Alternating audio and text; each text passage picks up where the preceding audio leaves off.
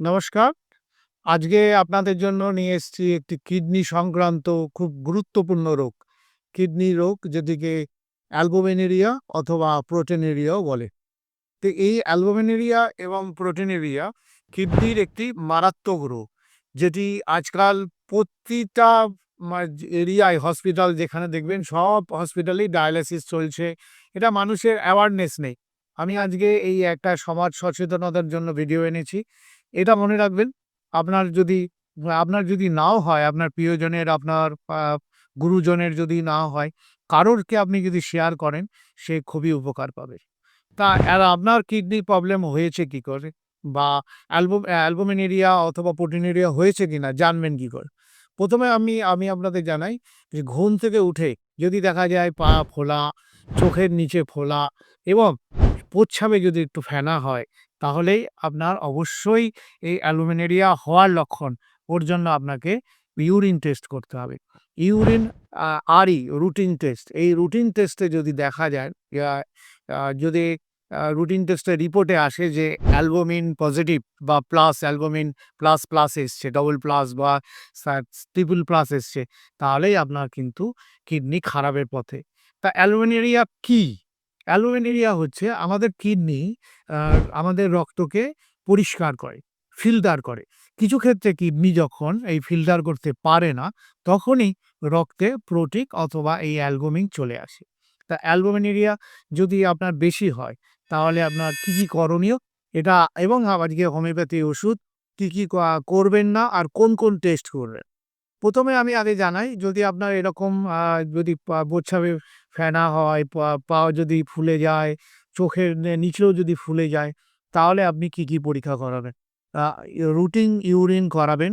আ অবশ্যই তার সাথে আ ইজিএফআর অর্থাৎ কিডনি ফাংশন একটা আছে, সেটা করাবেন।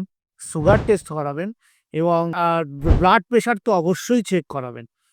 আর আরেকটা পরীক্ষা আছে, যেটি হচ্ছে আ আল্ট্রাসাউন্ড। আল্ট্রাসাউন্ড করেও আপনি দেখতে পারবেন যে আপনার কিডনি ফুলে যাচ্ছে কিনা বা কিডনিতে নেফ্রাইটিস ধরনের কোনো রোগ হচ্ছে কিনা। এই পরীক্ষাগুলোর পর আপনি যদি মনে করেন যে আপনার অ্যালবুমিনের পরিমাণ আপনার ওই যে তে ধরা পড়ে, তাহলে আপনার অবশ্যই একটি অভিজ্ঞ কিডনির ডাক্তার অথবা যদি আপনি হোমিওপ্যাথি পছন্দ করেন, তাহলে কোনো একজন হোমিওপ্যাথি অভিজ্ঞ ডাক্তারের পরামর্শ নেবেন। তাহলে আপনার এই পরীক্ষাগুলো তো আপনি করলেন এবং আপনি জানলেন আজকে যে অ্যালবুমিনুরিয়া কি জিনিস। এবার আপনাকে আমি হোমিওপ্যাথি ওষুধের নাম বলব। যে ওষুধগুলো যদি আপনি খান, অবশ্যই অভিজ্ঞ ডাক্তারের পরামর্শ নিয়ে খাবেন। যেমন ধরুন, হেলোনিয়াস একটি হোমিওপ্যাথি ওষুধ, হেলোনিয়াস মাদার, এটা যদি খান দিনে ৩ বার করে, অবশ্যই আবার বলছি, কোনো ডাক্তারের পরামর্শ ছাড়া ওষুধ খাবেন না। ১৫ ফোঁটা করে দিনে ৩ বার খাবেন। বারবারিস ভালগারিস বলে একটি ওষুধ আছে, এটিও দিনে ৩ বার করে লক্ষণ অনুসারে খেতে হবে। মাদার টিনচার পাওয়া যায়। আর্সেনিকাম অ্যালবাম, এটিও একটি ভালো ওষুধ। হোমিওপ্যাথিতে 30 পাওয়ারের দিনে ৩ বার করে খেতে হয়। যাদের অ্যাসিড ফস 200, এটিও যাদের প্রস্রাবে ফেনা হয় তাদের জন্যও এটি খুব ভালো। আরেকটি ওষুধ আছে এপিস মেলিফিকা 30। এই কটি ওষুধ প্রধানত আমরা যাদের ইউরিনে প্রোটিন বেশি, অ্যালবুমিন বেশি, তাদের ক্ষেত্রে আমরা ই পা বে বহুলভাবে আমরা এটা ব্যবহার করে থাকি।